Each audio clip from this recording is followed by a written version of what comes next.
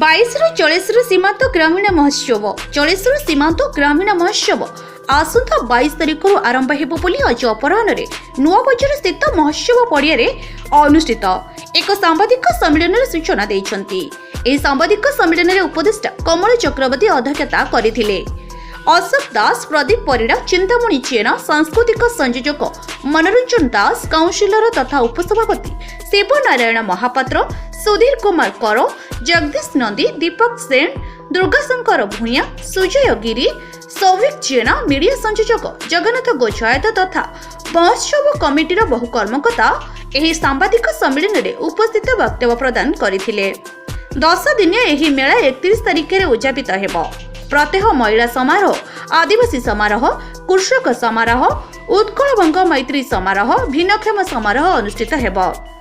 ମହୋତ୍ସବ ପାଇଁ ଅତିଥି ମଞ୍ଚ ଓ ସାଂସ୍କୃତିକ ମଞ୍ଚରେ ରାଜ୍ୟ ବାହାରର ଏପରିକି ଦେଶ ବାହାରର ଅତିଥି, କଳାକାର, ଶିଳ୍ପୀ, ସାହିତ୍ୟିକ ପ୍ରତିଭାର ମାନେ ଯୋଗଦେବେ।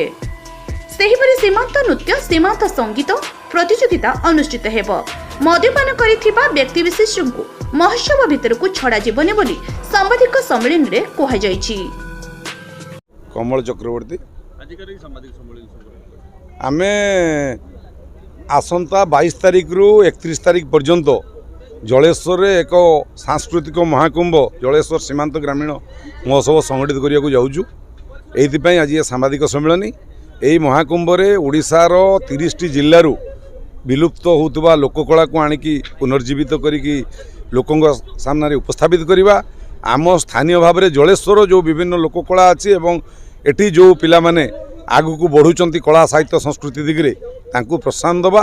ଏହା ସହିତ ବିଭିନ୍ନ କାର୍ଯ୍ୟକ୍ରମ ବିଭିନ୍ନ ଦିବସମାନଙ୍କରେ ବିଭିନ୍ନ କାର୍ଯ୍ୟକ୍ରମ ସଂଗଠିତ କରିବା ହେଉଛି ମେଳାର ମୂଳ ଉଦ୍ଦେଶ୍ୟ। ଏଥିରେ କି ବିଶିଷ୍ଟ ଅତିଥି ଭାବରେ ଉତ୍ସବ ଚରଣ ଦାସ ପଦ୍ମଶ୍ରୀ, ଯିଏ ଲୋକକଳାର ପୂଜାରୀ ଏବଂ ଲୋକକଳା ପାଇଁ ଯିଏ ପଦ୍ମଶ୍ରୀ ଉପାଧି ପାଇଛନ୍ତି, ସେ ଏହି ମେଳାର ଉଦ୍ଘାଟକ ଭାବରେ କି ଯୋଗଦାନ କରିବେ। ଏହା ସହିତ ଏହି 9 ଦିବସ ବ୍ୟାପୀ କାର୍ଯ୍ୟକ୍ରମରେ ଅନେକ ଅତିଥି ଆସିକରି ଏଠି ଉପସ୍ଥିତ ହେବେ। ପ୍ରଥମ ଥର ପାଇଁ ଆମେ 2ଟି ମଞ୍ଚର ସର୍ଜନା କରିଛୁ। ସାଂସ୍କୃତିକ ମଞ୍ଚ ହିସାବରେ ଦୀନକୃଷ୍ଣ ମଞ୍ଚ ଏବଂ ଅତିଥି ମଞ୍ଚ ହିସାବରେ ଫକୀରମୋହନ ମଞ୍ଚ, 2ଟି ମଞ୍ଚରେ ଆମର କାର୍ଯ୍ୟକ୍ରମ ଚାଲିବ। ଅତିଥିମାନେ ଫକୀରମୋହନ ମଞ୍ଚରେ ଅଭିଭାଷଣ ରଖିବେ ଏବଂ ସମସ୍ତ ସାଂସ୍କୃତିକ କାର୍ଯ୍ୟକ୍ରମ ଦୀନକୃଷ୍ଣ ମଞ୍ଚରେ ହେବ। ଏହା ସହିତ 31 ତାରିଖ ଦିନ ହରିନାମ ସଂକୀର୍ତ୍ତନ ଆରମ୍ଭ ହେବ। 1 ତାରିଖ ଦିନ ମହାପ୍ରସାଦ ସେବନ କାର୍ଯ୍ୟକ୍ରମର ବ୍ୟବସ୍ଥା ରହିଛି। ଜଳେଶ୍ୱରରୁ ମନୋଜ କୁମାର ଭୂୟାଙ୍କ ରିପୋର୍ଟ, ವಿ ନ୍ୟୁଜ୍ ଓଡ଼ିଶା।